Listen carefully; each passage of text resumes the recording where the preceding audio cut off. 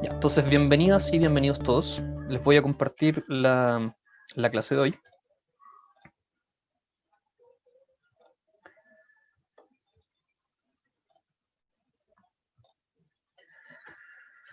Entonces, por supuesto, recuerden compartirnos en sus redes sociales y estar activo también en las redes sociales.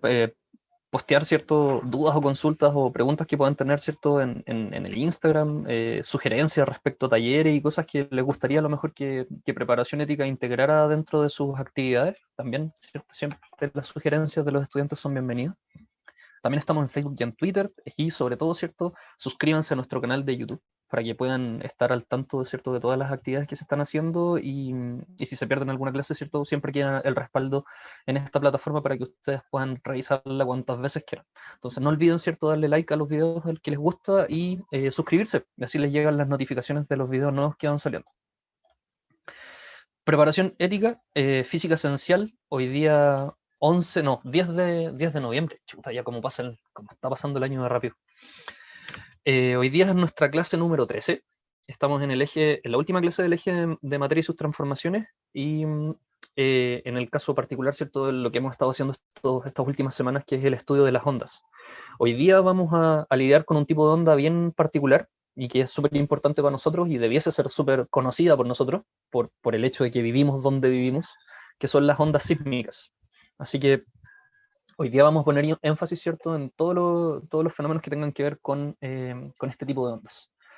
Entonces, para comenzar, vamos a hacer una breve introducción vamos, en un par de minutos vamos a avanzar varios miles de años, así que estén atentos para que no se pierdan nada.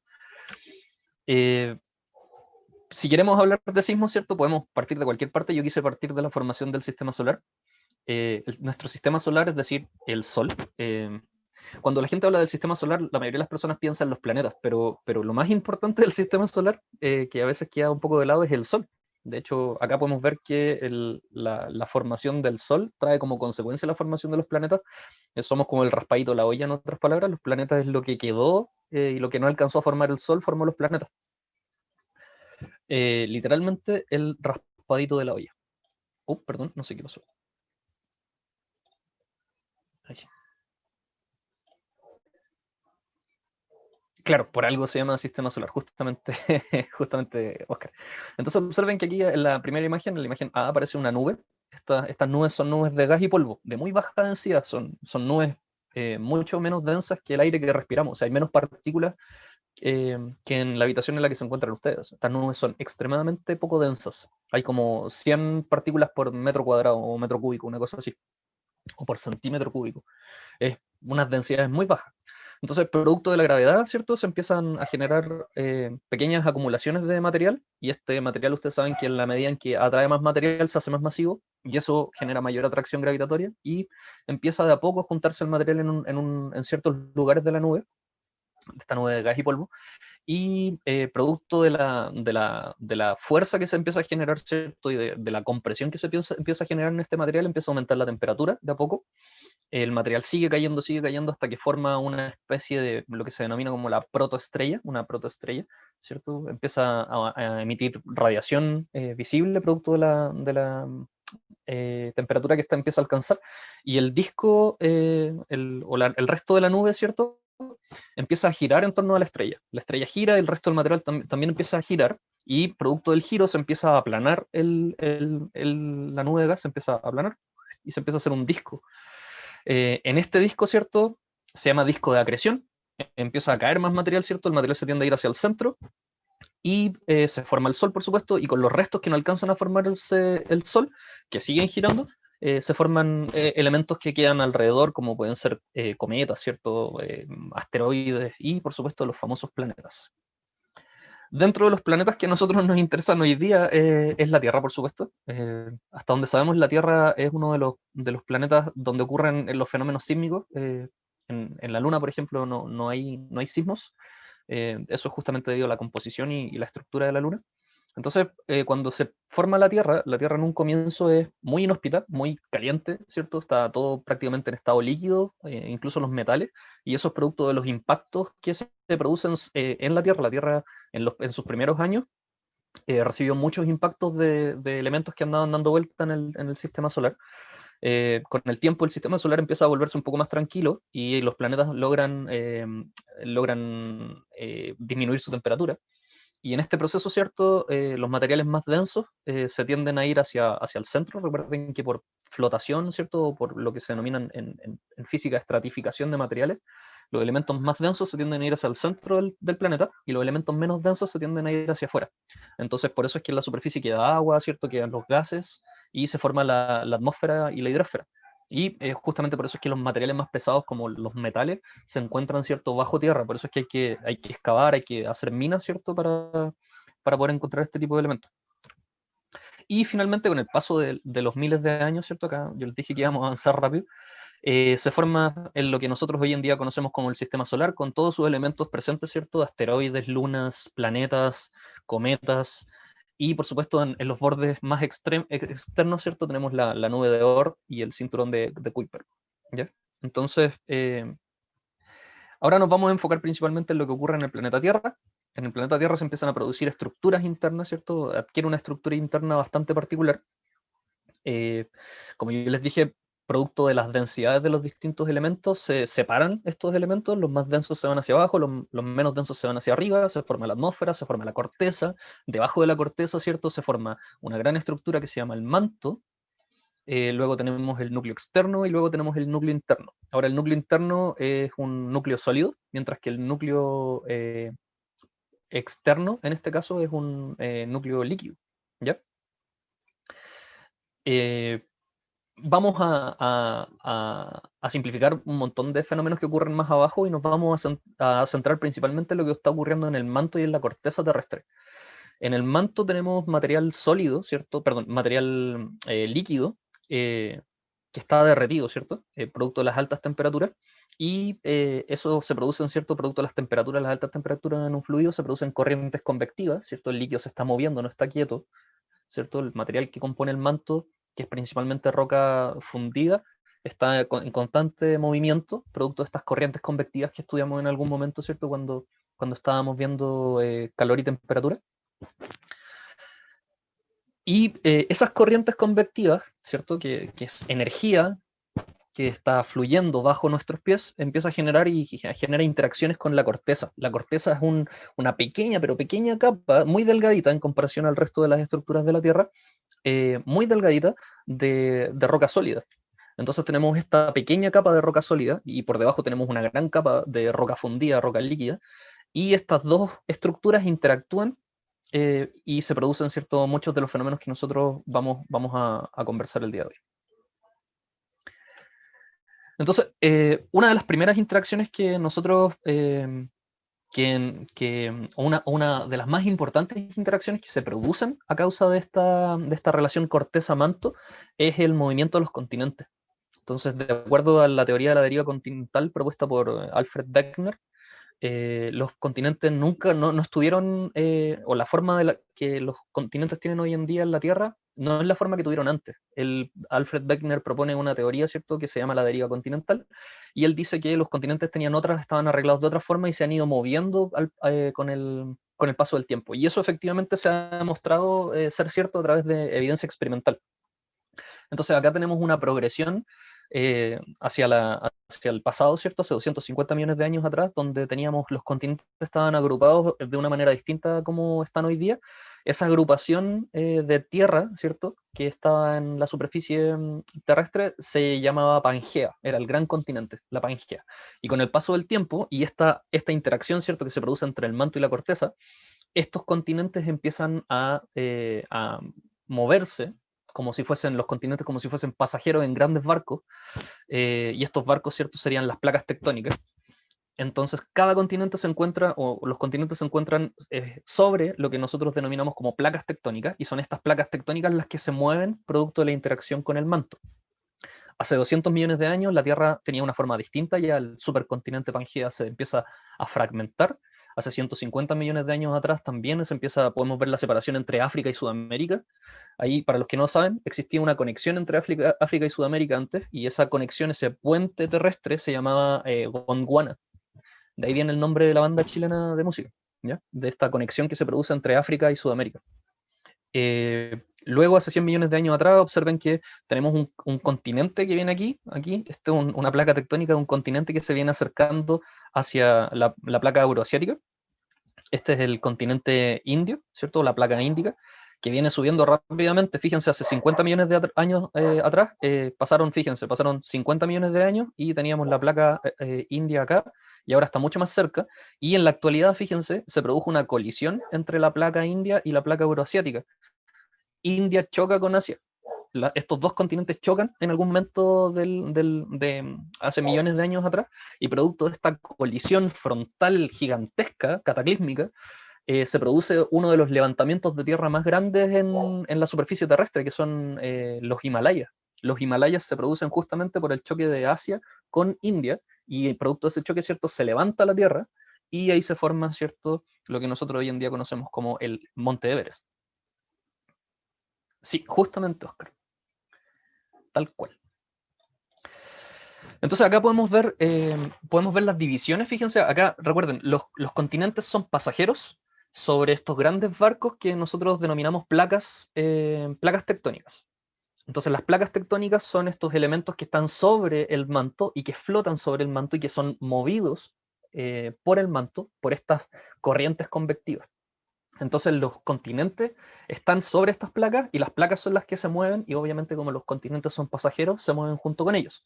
Ahora, los movimientos que se producen en las placas son distintos, y eso va a depender, por supuesto, de los tipos de borde que estemos observando. Entonces, por ejemplo, acá podemos ver los distintos tipos, las distintas placas que están separadas por estas líneas azules. Las líneas azules, ¿cierto?, nos muestran los bordes de cada placa tectónica. Tenemos la placa sudamericana, tenemos la placa de Nazca, tenemos la placa norteamericana, la placa euroasiática, la placa indoaustraliana, la placa africana, y observen que aquí en la placa africana hay una separación. África, el continente africano, está partido en un borde. Tenemos el África y un pedacito, ¿cierto?, hacia la derecha, está como justo hay un borde ahí que se están separando. Eso es muy interesante. El continente africano se está separando, efectivamente. Y a diferencia, ¿cierto?, de la placa de Nazca y la placa sudamericana, que chocan una contra otra. Entonces, cada una de estas placas se mueve a distinta velocidad. Todas las placas se mueven a distintas velocidades y en distintas direcciones. Y por supuesto, dependiendo de qué tan rápido se mueven estas placas, es cuánta actividad tiene esa región. Entonces, si ustedes observan, las flechitas que tenemos acá, que nos están mostrando, ¿cierto?, están indicando la dirección en la que se mueven, y los números que están asociados a las placas nos muestran las velocidades con las que se mueven. Eh, el movimiento de las placas es tan lento que se mide en centímetros por año. Es la cantidad de centímetros que se mide por año, que se mueven por año las placas. Y observen, la placa de Nazca es una de las placas más rápidas que hay. Le llaman la placa Ferrari, porque se mueve prácticamente a 7,4 centímetros por año. Esa es la velocidad con la que la placa de Nazca se introduce, ¿cierto?, bajo la placa sudamericana. La placa Ferrari. Tremendo nombre. Sí.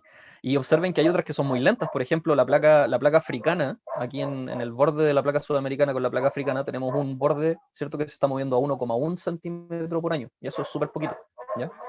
Entonces ahí hay poca actividad sísmica porque se mueven muy lento. Si se mueven más rápido, ¿cierto?, hay mayor actividad. De hecho, la interacción con la placa de Nazca, con la placa sudamericana, esa interacción se produjo en la cordillera de los Andes. La cordillera de los Andes es consecuencia de la interacción que hay entre la placa de Nazca y la placa sudamericana. Si no tuviésemos eso, ¿cierto?, no habría cordillera. La cordillera es un arrugamiento, literalmente la Tierra se arruga a causa de la presión que se genera por estas dos placas que están chocando. Y por supuesto, eso es la razón, como muy bien dice el Oscar, es de por qué en Chile tenemos tanta actividad sísmica, tanta actividad volcánica, tanta actividad también de termas. Pues también las ricas termas que están en el sur, ¿cierto?, son producto de la interacción entre las placas.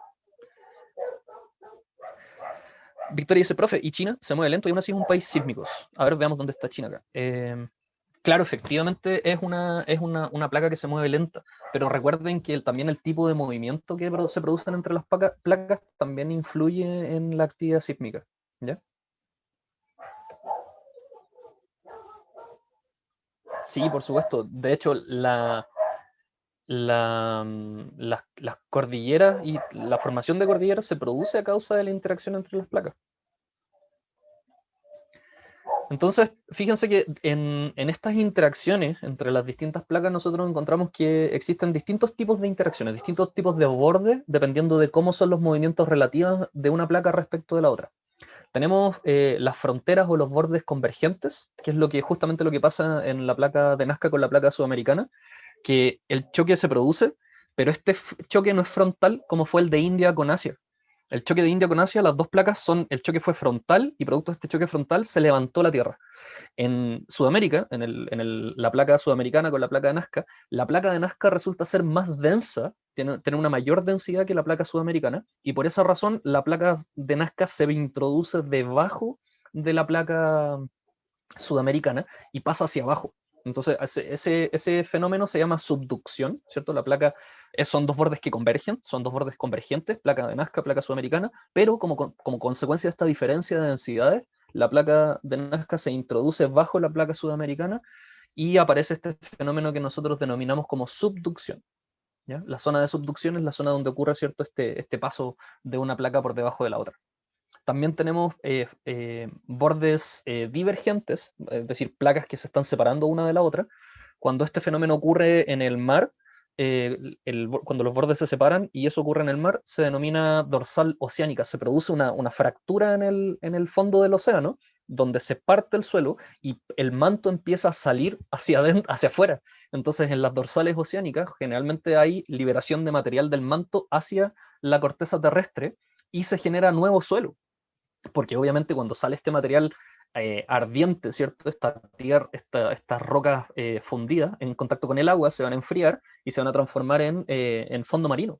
Entonces la Tierra es dinámica y el suelo que nosotros conocemos y nosotros pensamos que el suelo es el mismo siempre, en realidad el suelo se está renovando constantemente. Por un lado, ¿cierto? Tenemos la placa de Nazca que se está introduciendo de nuevo bajo la placa sudamericana y está volviéndose parte del manto nuevamente, pero por otro lado, ¿cierto? En las zonas de divergencia tenemos material que sale nuevamente hacia la corteza y está renovando el suelo.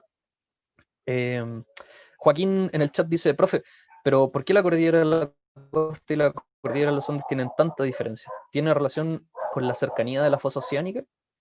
Ah, buena pregunta, Joaquín. La verdad es que no estoy tan seguro, así que prefiero no responderte esa pregunta con tanta seguridad y dejarla para investigar.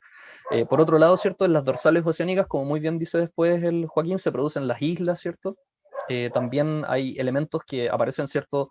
Que se llaman los puntos calientes, que son lugares que no necesariamente son dorsales oceánicas, donde se genera la liberación del material del manto hacia ¿cómo se llama? Hacia la corteza, y ahí también se pueden generar islas, como la isla de Pascua, por ejemplo. La isla de Pascua no está necesariamente justo en la dorsal, está en un punto caliente, es decir, la isla de Pascua nace a causa de que la corteza se fractura y por ahí empieza a salir material. Y estamos rodeados de volcanes, correcto. Entonces, fíjense acá, les saqué una noticia de Mega Noticias que dice: expertos afirman que África se estaría dividiendo en dos y emergería una nueva cuenca oceánica. Entonces, fíjense que, de acuerdo, según lo que yo les mencionaba, ¿cierto? Esta fractura en la placa africana que hay, ¿cierto? En pleno continente tenemos dos placas. Entonces, el continente efectivamente se está separando y se está produciendo una fosa, y en esa fosa o cuenca el mar se va a meter nuevamente. Entonces, eventualmente podría ser que el continente africano en miles de años más o en millones de años más, una parte de África se separe, otra parte de África quede ahí y queden separadas por mar. Entonces, eso es muy, muy interesante. Por supuesto, Javiera, todo lo que ocurre en el planeta a nivel de movimientos de placas es completamente natural. Nosotros tenéis que pensar que el ser humano no es más que un pasajero dentro de este gran pedazo de roca. Por lo tanto, todo lo que ocurra en el planeta es completamente natural. Ahora, si nos afecta a nosotros o no, claro que sí, pero son procesos naturales. ¿Ya? Y eso es lo que la mayoría de las personas no entiende. Por ejemplo, existe poca regulación respecto a dónde se construye. Por ejemplo, en Chile nosotros somos un país súper sísmico, tenemos fallas en montones de lugares, pero sin embargo esa conciencia de entender que el planeta es dinámico, de que vivimos más encima en un país que es ultra dinámico, porque tenemos la placa Ferrari, ¿cierto? Nos debería hacer reflexionar respecto a cómo construimos. Bueno, el tema del cómo construimos está más o menos zanjado. Chile tiene una norma de construcción bastante buena, pero el dónde construimos, eso todavía no está bien regulado. Entonces, efectivamente, hay personas que construyen en las laderas de los volcanes, hay personas que construyen cerca de las fallas, como por ejemplo la falla de San Ramón, que está acá en la parte cordillerana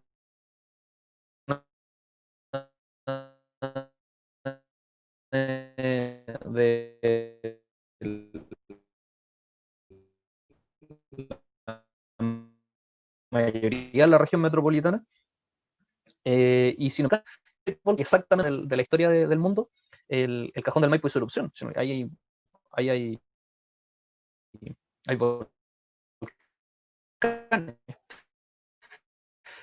Entonces, cuando el volcán hace erupción, la lava tiende a buscar el camino original que tenía, y obviamente cuando van a sufrir. Pero eso es porque no tenemos incorporado que la Tierra es un lugar dinámico, que estos fenómenos naturales ocurren. Me pegué. Ya, no importa. No se preocupen. Puedo repetir absolutamente todo lo que dije. ¿Ya? Entonces, dentro de este fenómeno que nosotros llamamos la tectónica de placas, tenemos el caso particular, ¿cierto?, de nuestro país y de nuestras placas, donde efectivamente se produce lo que yo les había mencionado, el fenómeno de la subducción. Y claro, pues efectivamente eso hace que nuestro país sea extremadamente sísmico. De hecho, hay una región del planeta que se llama el Cinturón de Fuego del Pacífico, que es toda esta zona que está marcada con rojo, toda esta parte que está con rojo, que pasa por el borde del continente sudamericano, centroamericano y norteamericano, y continúa en Australia, ¿cierto? Pasa por Japón, ¿cierto? Pasa por las Filipinas, por China, ¿cierto? Todo ese borde rojo es lo que se conoce como el cinturón de fuego del Pacífico, y es la zona de la Tierra que concentra la mayor actividad sísmica. Ahora, dato freak, del 100% de la actividad sísmica del mundo, del planeta, creo que Chile tiene como el 40%. Somos súper privilegiados. Entonces, fíjense que los mayores efectos de la subducción, eh, aparte de la formación de cordillera, ¿cierto?, que se llama orogénesis. La orogénesis es lo que se llama la formación es lo que llamamos la formación de cordillera. Son, por supuesto, la actividad sísmica, los maremotos y la actividad volcánica. ¿Ya? La subducción produce como consecuencia temblores, maremotos y volcanes.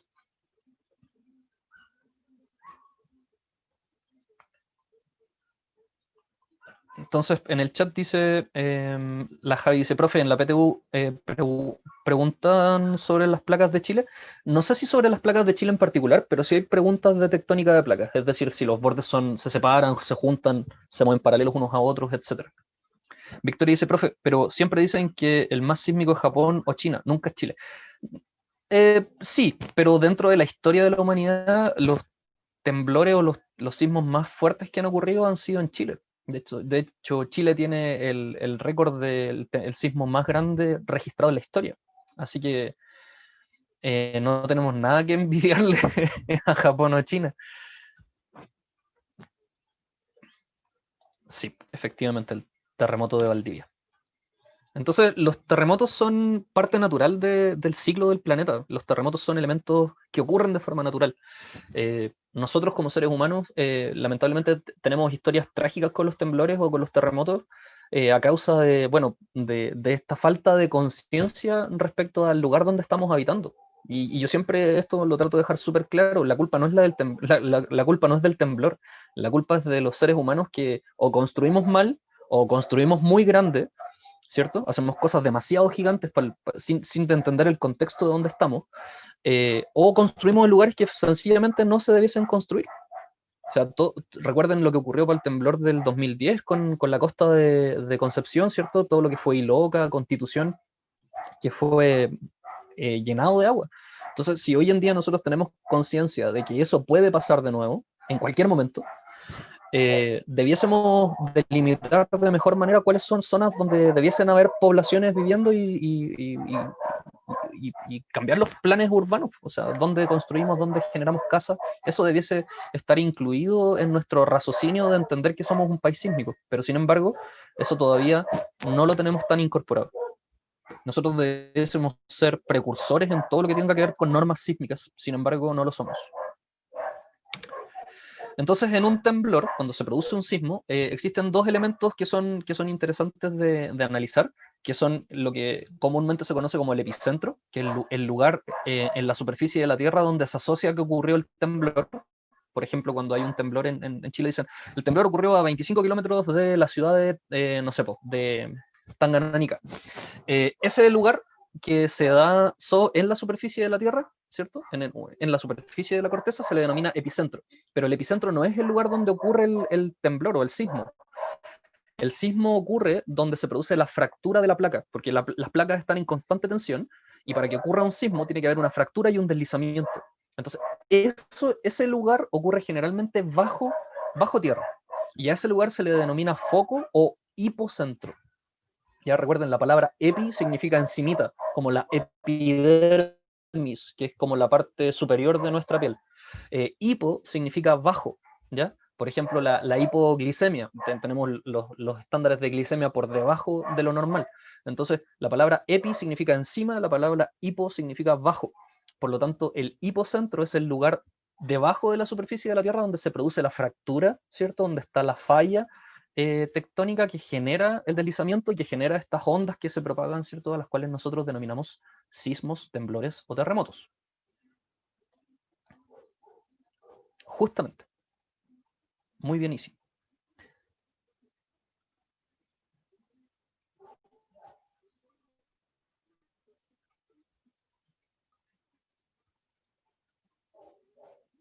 Ah, Maximiliano. Bueno, ahí el Oscar te dio la tremenda explicación de lo que era la subducción. Muchas gracias a los chiquillos ahí en el chat que están siempre atentos y siempre cooperando. Me encantan, son los mejores. Continuamos entonces, fíjense. Acá tenemos la onda vista desde cierta perspectiva, tenemos el foco o hipocentro y tenemos el epicentro y la falla donde ocurre el sismo. ¿Ya? Esos son algunos elementos importantes que hay que tener en consideración. Cuando se produce esta falla y este deslizamiento de las placas tectónicas, tenemos distintos tipos de ondas que pueden viajar, ya sea bajo la superficie terrestre o de manera subterránea, y también tenemos ondas que son superficiales y viajan por la superficie. Cada una de estas ondas tiene velocidades distintas y genera movimientos distintos en la Tierra. Una de las ondas que se generan por debajo de la superficie, que son subterráneas, se denominan las ondas P o ondas primarias. Estas son las ondas que viajan más rápido y que son las primeras en ser detectadas por los instrumentos que se utilizan, ¿cierto?, en sismología para detectar el movimiento, que son los sismógrafos. Las ondas P, entonces, ondas primarias, son las primeras en ser detectadas, pero son ondas subterráneas y generan un tipo de movimiento en la Tierra que es de compresión, ¿ya? Como una especie de resorte que se está comprimiendo y se está expandiendo. Las otras ondas subterráneas que tenemos, ¿cierto? Son las ondas S, que se denominan ondas secundarias, son un poco más lentas. También los sismógrafos los pueden detectar y siempre se detectan porque hay un segundo movimiento. Entonces tenemos un primer movimiento que detecta el sismógrafo, que está asociado a las ondas primarias. Después hay una segunda detección, que es las ondas secundarias, y luego viene una tercera detección, que son las ondas superficiales, que son las ondas L y las ondas R. Entonces, las ondas P y las ondas S, acá nos muestran, ¿cierto?, cómo se produce el movimiento del material producto de estas ondas. Las ondas P son longitudinales, es decir, generan compresión en el medio, ¿cierto? El medio se comprime y se expande, y así se propaga la energía en las ondas principales. Luego, en las ondas secundarias, el movimiento es transversal, ¿cierto?, como el de una ola, y el movimiento de la materia es de arriba a abajo, ¿ya?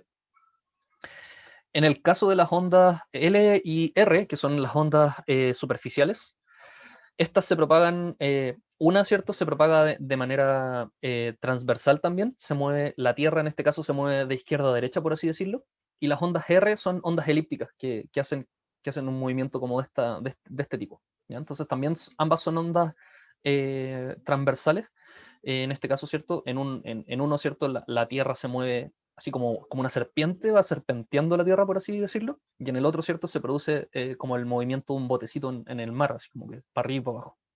¿Ya? Algo más o menos así. Entonces, veamos un pequeño video que les tengo preparado para que ustedes vean cómo se propagan las ondas en un sismo.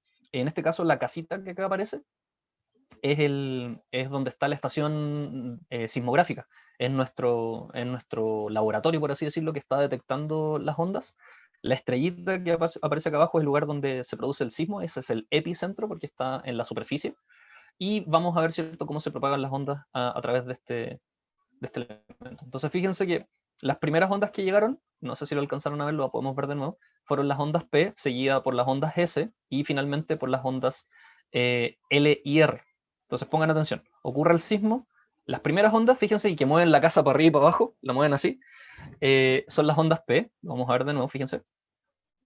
Ahí van las ondas P, son estas ondas rojas, y que cuando llegan a la estación son detectadas por el sismógrafo. El sismógrafo está midiendo tiempo y amplitud, es decir, cuánto se mueve la aguja y cuánto tiempo dura este movimiento. Entonces, las ondas P, como yo les decía, son ondas de compresión, pero como son subterráneas, esta compresión, cuando llega a la superficie o llega a la estación de monitoreo, obviamente van a generar movimientos en esta dirección. ¿Ya? Por lo tanto, dentro de la estación de monitoreo tenemos que tener agujas y papeles que estén orientados de distinta manera para poder detectar los distintos movimientos.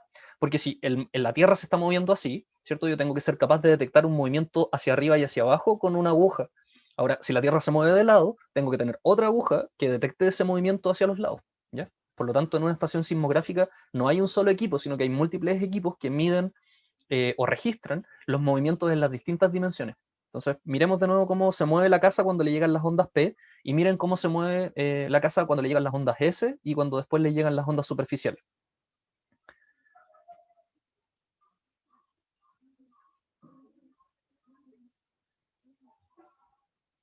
Ahí tenemos entonces. Entonces acá podemos llegar a la conclusión de que, bueno, primero que todo, las ondas que viajan por debajo de la superficie son las más rápidas de todas, y luego al final llegan las ondas superficiales. Me gustaría compartirles otro, otro videito, otro elemento. Déjenme dejar de compartirles el PPT para compartirles algo más. Estuve cachureando en internet y encontré estas cosas interesantes. Entonces, miren, acá tenemos un corte de la Tierra, ¿cierto? El corte del planeta Tierra, donde podemos ver el manto, el coro, el núcleo externo y el núcleo interno. Y aquí, ¿cierto? Vamos a ver cómo las distintas estaciones sismográficas alrededor del planeta detectaron un sismo en particular, y en este caso el sismo de Chile del 2010, ¿ya? Que ocurrió justamente cerca de la costa de Concepción. Entonces acá en el punto blanco tenemos el epicentro, ¿cierto? Acá está la estación sismográfica más cercana, que está, parece que eso es Argentina, si mi geografía no me falla. No sé si creo que es Argentina. Y acá vamos a ver, ¿cierto? Fíjense, en la parte izquierda tenemos un gráfico de tiempo en minutos por distancia medida en grados. Es decir, hacia la izquierda tenemos las distintas estaciones que se encuentran en distintas partes de la Tierra y el tiempo en que cada una de estas estaciones sintió el temblor que ocurrió en Chile del 2010. Entonces, veamos acá, vamos a ver. Entonces, vamos a correr la simulación. Fíjense, ahí está ocurriendo el temblor. Podemos identificar, miren, las ondas P y las ondas S.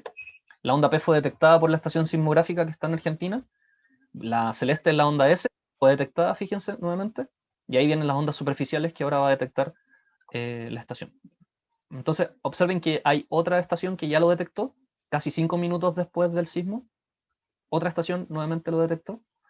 Y aquí podemos ver, ¿cierto?, cómo se propagan por debajo de la Tierra las ondas y cómo son reflejadas por las distintas estructuras que hay bajo nuestros pies, ¿cierto? El núcleo externo, el núcleo interno reflejan estas ondas en parte.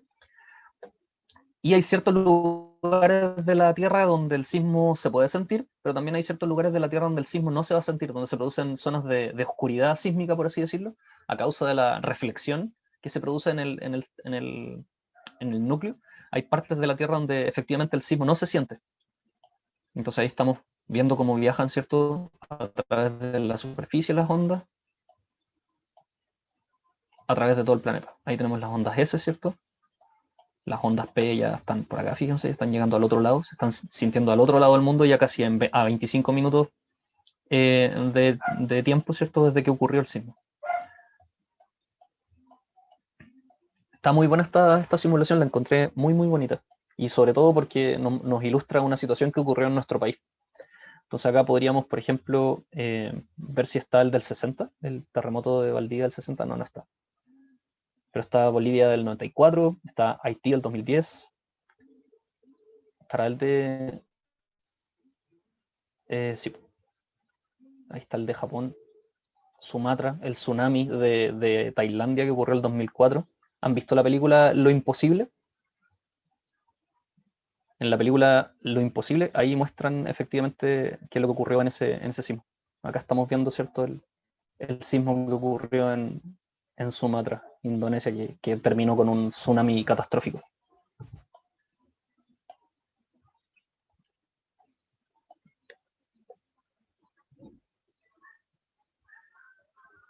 Bueno, está muy buena esta simulación, se las dejo de todas maneras para que ustedes la cachureen también, porque está bien bonita, y pueden poner distintas cosas acá para ir observando. ¿Ya? Voy a dejarles de compartir y les voy a... vamos a continuar con la presentación.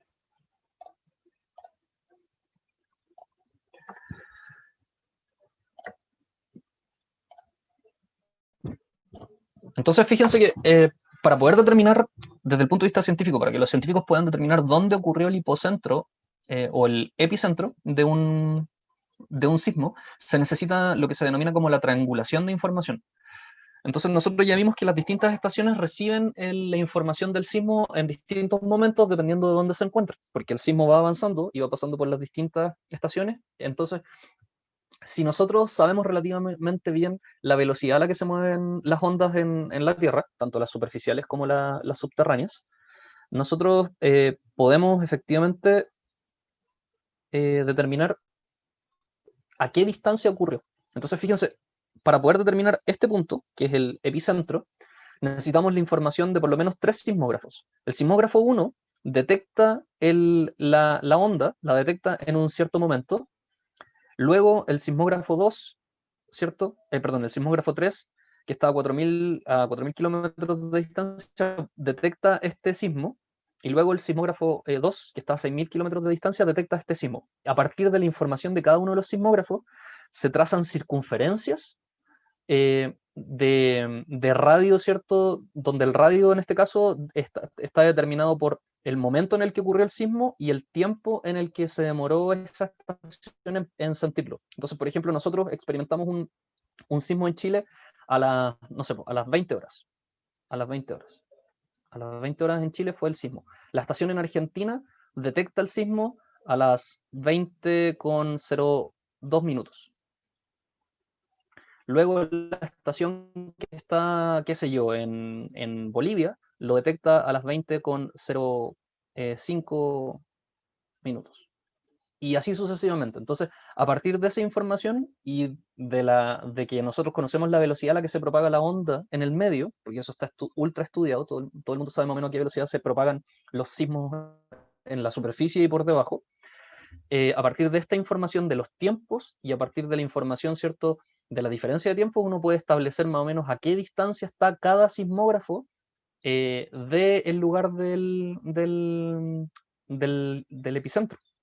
El problema es que es un radio, ¿ya? Es una distancia radial a ese punto. Entonces, para la estación sismográfica 3, el sismo podría haber venido de cualquier parte del perímetro de su circunferencia. Para el sismógrafo 1 lo mismo, el sismo podría haber venido de cualquier parte del perímetro de su circunferencia, y para el sismógrafo 2 también. Entonces, ¿qué es lo que hacen? El punto donde se interceptan las circunferencias de varios sismógrafos es el lugar donde ocurre efectivamente el sismo. Entonces, así se determina el, el epicentro de un sismo. ¿Ya? Eso es muy interesante. ¿Dudas o consultas al respecto hasta el momento? ¿Tienen alguna duda, chicos, chicas?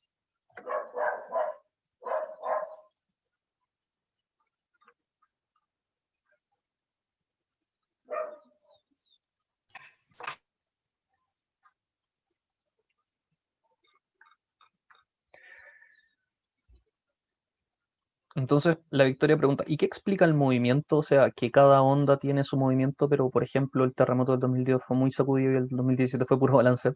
Ya, entonces hay varias cosas, Victoria, que tienen que ver con cómo nosotros sentimos el sismo.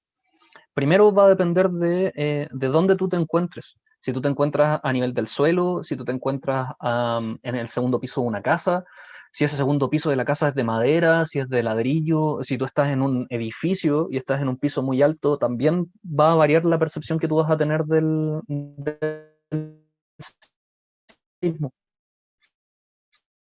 Entonces, no necesariamente tu percepción del sismo está asociado únicamente al tipo de onda experimentando, sino que también puede ser tipo de estructura donde haber diferencia.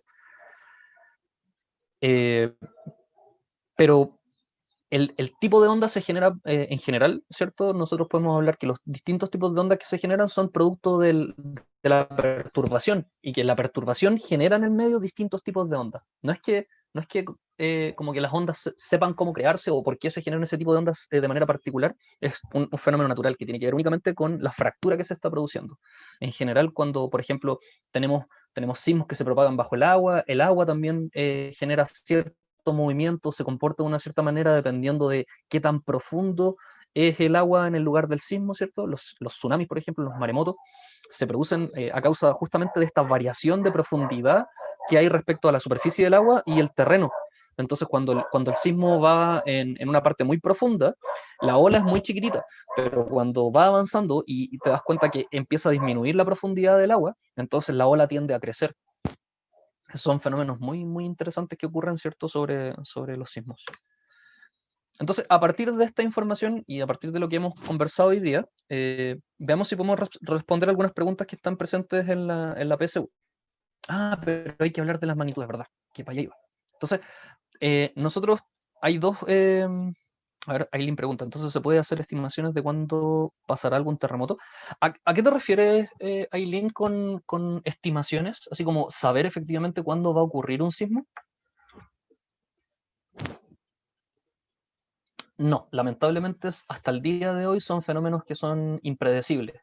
Lo que sí podemos hacer nosotros es estudiar la historia de ciertos lugares.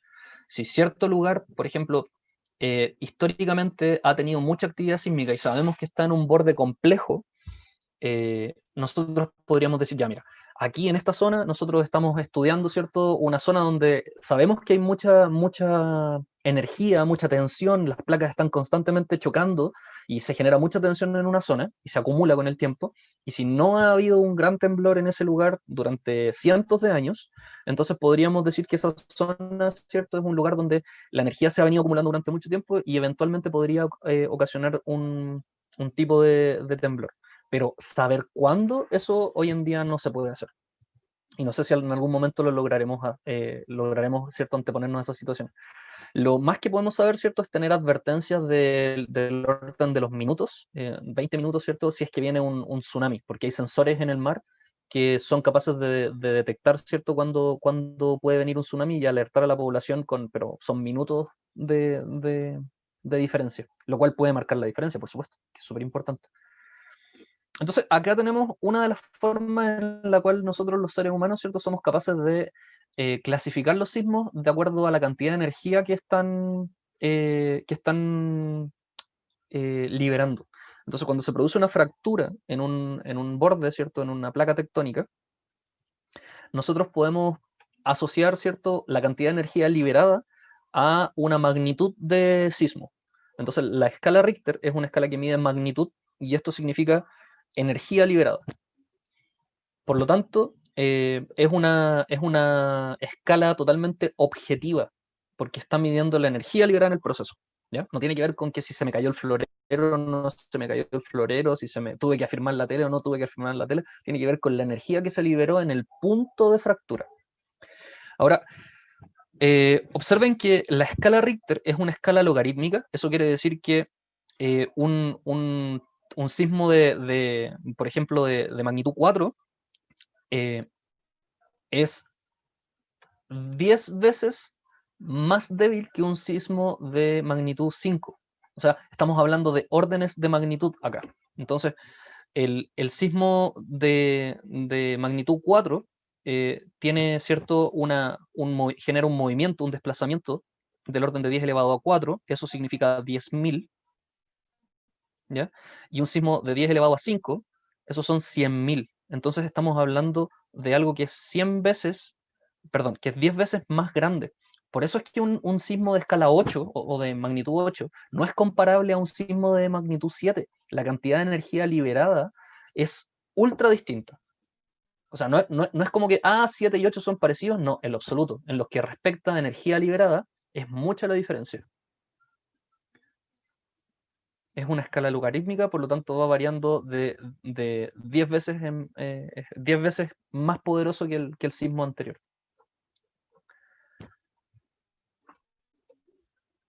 Entonces dice, respecto a la energía liberada en un terremoto, cada unidad de magnitud Richter equivale a una liberación de 30 veces, de energía de 30 veces mayor aproximadamente. Así un sismo de magnitud 60 libera 30 veces más energía que uno de magnitud 5, pero 900 veces más energía que uno de magnitud 4 y 2700 veces, claro, es 30 veces más grande, efectivamente.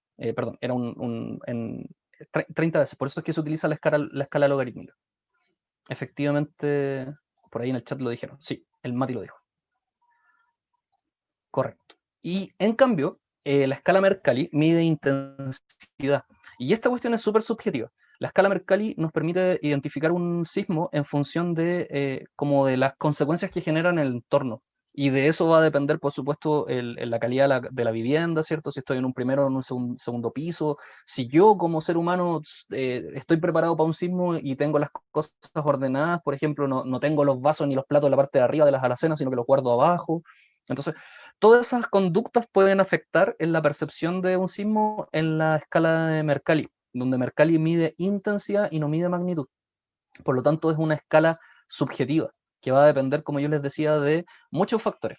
Por lo tanto, cuando hablamos de escala Mercalli, no es realmente una escala que nos permita saber y poder comparar dos sismos. Yo no puedo comparar dos sismos que fueron iguales utilizando la escala Mercalli, porque es una escala subjetiva y, como yo les decía, va a depender de muchos factores, entre ellos, ¿cierto? La materialidad de la vivienda, el nivel en el que yo vivo, y si yo tengo las cosas ordenadas y estoy preparado para un sismo, o no las tengo ordenadas y no estoy preparado para un sismo, ¿cierto? Puede generarse más estragos, y no necesariamente está relacionado con la cantidad de energía liberada por el evento. Así que la escala Mercalli es una escala totalmente subjetiva, ahí hay que tener ojo. Anaís pregunta entonces en este momento puede estar pasando un sismo, pero no lo sabemos porque es muy leve, por supuesto. De hecho, la Tierra se está moviendo en todo momento. Como yo les decía, la Tierra es súper dinámica. Si ustedes en su casa tuviesen un sismógrafo, ustedes verían, bueno, dependiendo de la sensibilidad de su sismógrafo, podrían hasta percibir los movimientos que ocurren producto del paso de las personas, producto del paso de algún vehículo. Todo eso genera movimiento y genera vibraciones. Así que sí, la Tierra está vibrando y está moviéndose en todo momento. No sé, Matías, pero tiene razón. Comparto su opinión al respecto. Continúo. Ya, entonces, fíjense bien. Acá hay una pregunta tipo PSU sobre efectivamente el fenómenos sísmicos. Acá tenemos una pregunta que guarda relación con el hipocentro, el concepto de hipocentro y el concepto de epicentro. Así que echémosle una mirada a esta pregunta y veamos si se nos ocurre cómo resolverla. A mí en particular esta pregunta no me gusta mucho, encuentro que es media vaca, porque no necesariamente está evaluando el contenido de sismo, sino que para mí mi gusto, como desde el punto de vista de profesor, yo siento que no estamos evaluando sismos acá, estamos evaluando otras herramientas, otros elementos que no tienen que ver con el contenido. Pero bueno, en fin, esta es mi opinión profesional. Dice, en la siguiente figura se presentan dos ciudades, L y M, que se encuentran separadas a, a 200 kilómetros de distancia entre ellas, y 5 cuadrados idénticos numerados que corresponden a zonas que están bajo la superficie terrestre. ¿Ya? Ahí tenemos, ¿cierto?, los 5 cuadraditos que están enumerados. Cada cuadradito mide exactamente 50 kilómetros de largo y de ancho. ¿Ya? Entonces dices, si un sismo se genera a 150 kilómetros y a 100 kilómetros de las ciudades L y M respectivamente, ¿en cuál de las zonas numeradas está el hipocentro de este sismo? Entonces, acá nos dan información para poder generar una ecuación para poder determinar en cuál de estos cuadrados está el hipocentro. Entonces, de acuerdo a la información que aquí nos dan, nosotros tenemos que ser capaces de distinguir si el hipocentro ocurrió en el cuadrante o en el cuadrado 1, en el cuadrado 2, en el cuadrado 3, en el cuadrado 4 o en el cuadrado 5. ¿Ya?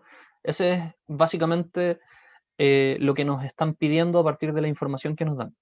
Entonces, efectivamente, esto se podría hacer justamente como Wolfgang dice, si ustedes tienen perdón, sí, un compás es esta maquinita, ¿cierto?, que nos permite hacer círculos, ¿cierto? Si ustedes tienen un compás y ustedes generan círculos desde L, un círculo de 150 kilómetros de largo, es decir, si toman desde L un radio de 150 kilómetros, entonces aquí tienen 100, 200, 150 sería todo esto, ¿cierto?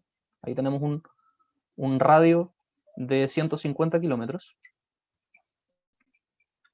Y desde M tenemos 100 kilómetros, entonces acá tenemos un radio, ¿cierto?, de 100 kilómetros. Si ustedes tuvieran un compás, ustedes podrían hacer esto. Ponen aquí, ¿cierto?, abren el compás a esta distancia y generan una circunferencia de ese tamaño, ¿cierto?, para todos lados. La circunferencia fea. Y después hacen, ¿cierto?, lo mismo para el de 150 y no me quedo, esto no es un radio por ningún caso, así que en cualquier lado.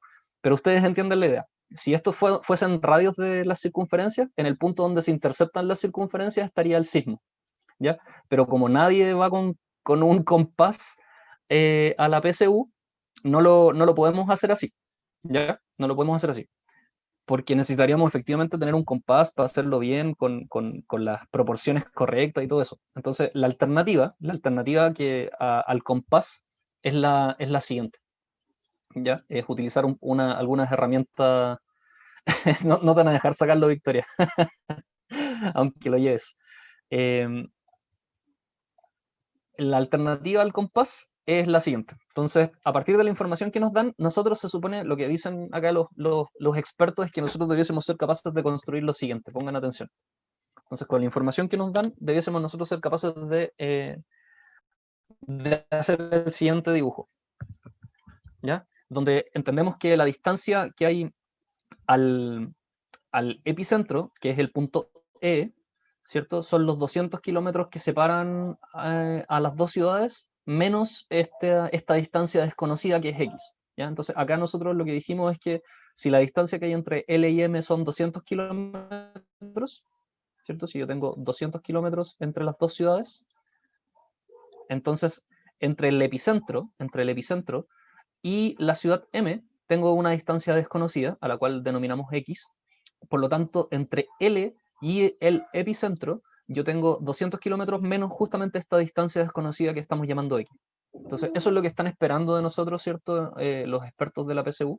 Y aquí ustedes podrán entender que, eh, que, que absolutamente aquí no estamos aplicando ninguna habilidad que tenga que ver con sismo ya en este punto. ¿Ya? Esto ya de aquí para adelante es pura álgebra. Entonces, fíjense que tenemos la información que nos dan que desde L al hipocentro, acá la H es de hipocentro, la E es de epicentro, la distancia que hay desde la ciudad L al hipocentro es de 150 kilómetros, la distancia que hay desde la ciudad M al hipocentro son 100 kilómetros, entonces acá se nos forman dos triángulos rectángulos con ciertas variables. Claro, efectivamente, como Wolfgang dice ahí, pero es que el problema, si se supone que este problema es de sismos, aquí ya dejaste de ocupar sismos en el momento en el que tienes que resolver esta ecuación cuadrática. Claro. Ni siquiera Euclides. Fíjense, vamos a utilizar Pitágoras. Entonces, el triángulo que se forma por las letras L, E y H, ese triángulo que está ahí, la hipotenusa 150, entonces, de acuerdo a Pitágoras, 150 al cuadrado tiene que ser igual a los catetos al cuadrado, que sería 200 menos x, más el otro cateto al cuadrado que es p. Entonces, ahí tendríamos, ¿cierto?, Pitágoras para el triángulo LHE o LEH. Ahora vamos a generar nuevamente Pitágoras, pero para el otro triángulo, la hipotenusa es 100, entonces nos queda 100, perdón, 100 al cuadrado es igual a cateto al cuadrado, ¿cierto? Que sería x al cuadrado, más p al cuadrado. Ya, que sería esto de acá. Entonces nos quedan dos ecuaciones con dos variables, x y p. Entonces, a partir de estas dos ecuaciones, claro, Pitágoras, por supuesto, triángulo rectángulo, lo que podemos hacer, ¿cierto?, es lograr determinar el valor de x, y una vez que determinemos el valor de x, luego podríamos determinar el valor de p, y en función de cuánto vale p, nosotros podríamos saber en qué cuadradito de estos queda, ¿ya? Porque x nos daría en qué parte de la horizontal está, y p nos daría a qué profundidad se encuentra. Entonces, si x resulta ser súper grande, entonces podría estar aquí, ¿cierto? Y si p es muy chiquitito, el temblor o el sismo podría haber ocurrido ahí. O si x es muy chiquitito y p también es muy chiquitito, puede ocurrir aquí, bueno, y así todas las combinaciones posibles. Entonces lo que vamos a hacer es un sistema de ecuaciones acá. Vamos a restar las dos ecuaciones, nos va a quedar 150 al cuadrado menos 100 igual a 200 menos x al cuadrado más p al cuadrado menos x cuadrado menos p al cuadrado. Entonces acá, por reducción de términos semejantes, la p se elimina, la p cuadrado se elimina, y nos quedan, ¿cierto?, la resta de estos valores al cuadrado, 150 al cuadrado menos 100 al cuadrado. Igual aquí se puede desarrollar el cuadrado binomio, ¿cierto? Nos queda 200 al cuadrado menos 2 veces 200, es decir, 400 por x, más x cuadrado menos x cuadrado. Entonces se eliminan también... perdón, creo que... no, está bien, está bien. Se eliminan las x al cuadrado. Pensé que me había equivocado, pero no, aquí está la x que sobrevive. Entonces, a partir de esto nos queda, fíjense, 150 al cuadrado, menos 100 al cuadrado, menos 200 al cuadrado, ¿cierto? Igual a menos 400 al cuadrado. Perdón, menos 400x. Entonces, multiplicamos por menos 1 para que quede positiva nuestra incógnita. Nos quedaría entonces 200 al cuadrado más 100 al cuadrado menos 150 al cuadrado igual a 400 veces x. Aquí dividimos por 400. Entonces, lo de arriba, ¿cierto? 200 al cuadrado más 100 al cuadrado menos 150 al cuadrado dividido en 400 va a ser el valor de x. Entonces, si nosotros resolvemos eso, nos va a dar, yo lo voy a calcular al tiro. Entonces, a ver, esto es 200 al cuadrado más 100 al cuadrado. Aquí hay que tratar de no meter las patas. Menos 150 al cuadrado. Y todo eso dividido en 400. Ya. Eso me dio un valor de x de 68,75. 68,75. Estos son kilómetros. ¿Ya? 70. Uy, qué horrible. Perdón. La mala caligrafía. Me acompaña para todos lados.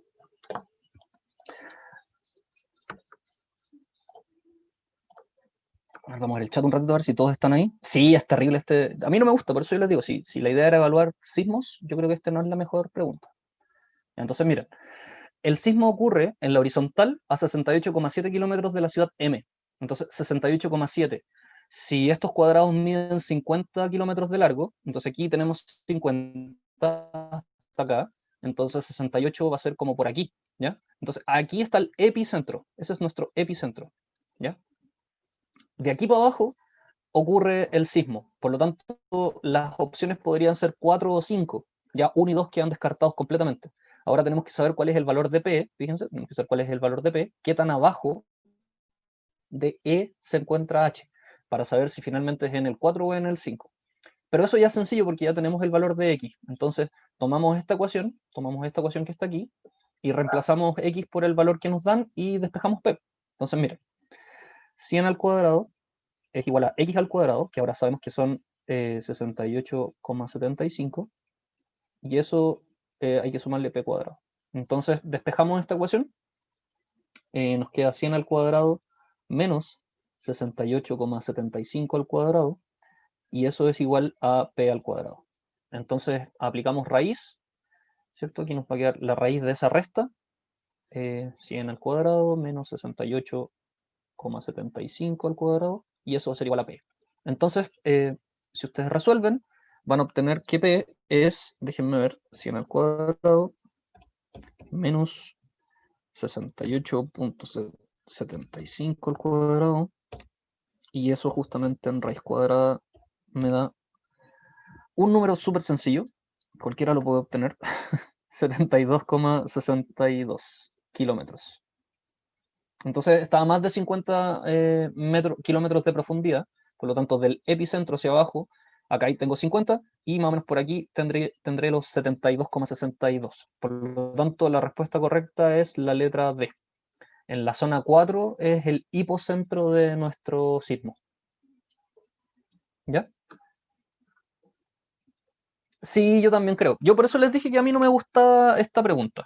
Yo creo que no la van a poner, pero si la ponen ahora ya la saben hacer por lo menos. No, pues ahora ya no se pueden demorar como 5 años, ni 3 horas. ¿Ya? Ya saben cómo se hace, así que si aparece este problema, está chupado, está súper fácil. ¿Ya? Tienen que puro hacerlo. El Aníbal pregunta por qué era en la zona 4. Porque finalmente de las dos variables, de las dos incógnitas que nosotros tenemos, que es qué tan a la izquierda de M se produce el sismo y qué tan abajo se produce el sismo, las dos respuestas son X y P. Entonces X me dice qué tan a la izquierda de M se produce el sismo y P me dice qué tan abajo, desde ese punto hacia abajo, qué tan abajo se produce el sismo. Entonces tenemos 68,7 kilómetros hacia la izquierda, y ahí marcamos ese punto, y luego tenemos 72,62 kilómetros hacia abajo, y ahí marcamos este punto que está acá. Entonces, a partir de esa información, de cuánto me tuve que mover yo para la izquierda y cuánto me tuve que mover yo hacia abajo, pudimos determinar dónde estaba ocurriendo el hipocentro. ¿Ya?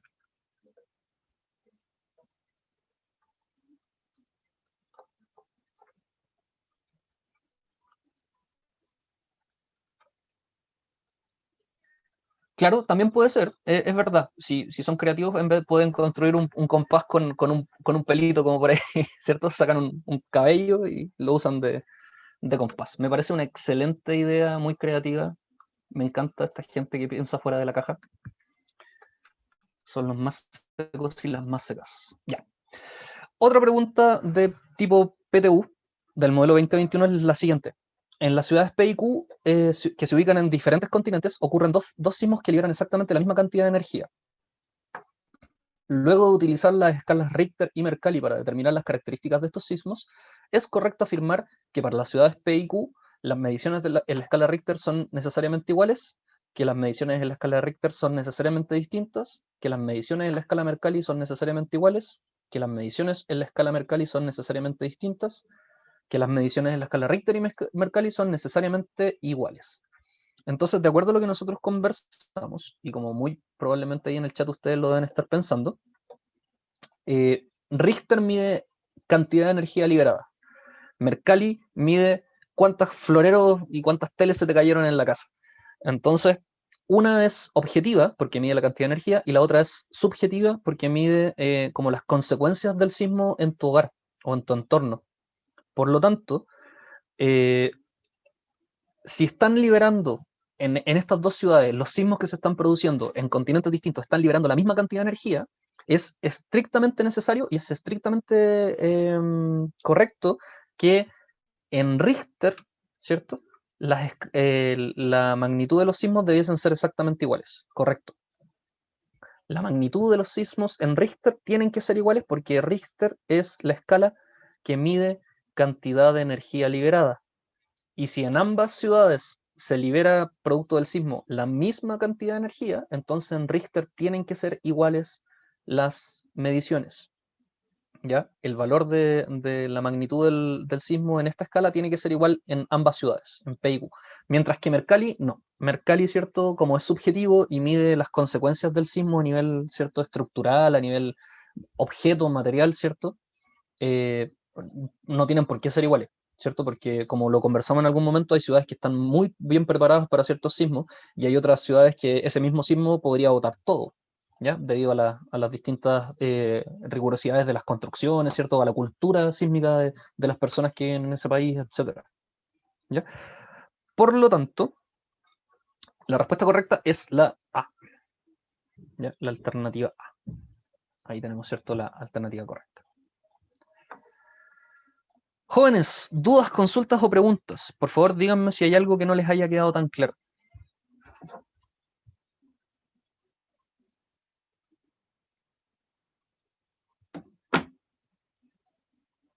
¿Cómo quedaron? ¿Bien o no quedaron bien? ¿Quedaron terremoteados o no? Es súper entretenida la física, Victoria. La física no tiene nada de difícil, solo hay que entenderla. Claro, justamente, muy bien, Anaí. Estamos dados para sismos si llevamos lápices, compases. Tienen que ponerle todo el empeño. Recuerden que la prueba de física es la que necesita menos buenas para obtener mejor puntaje.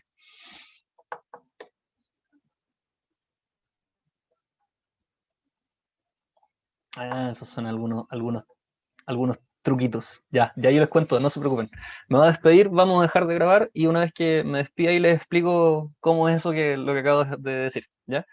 Entonces, recuerden, el objetivo de hoy día era analizar la propagación de las ondas sísmicas.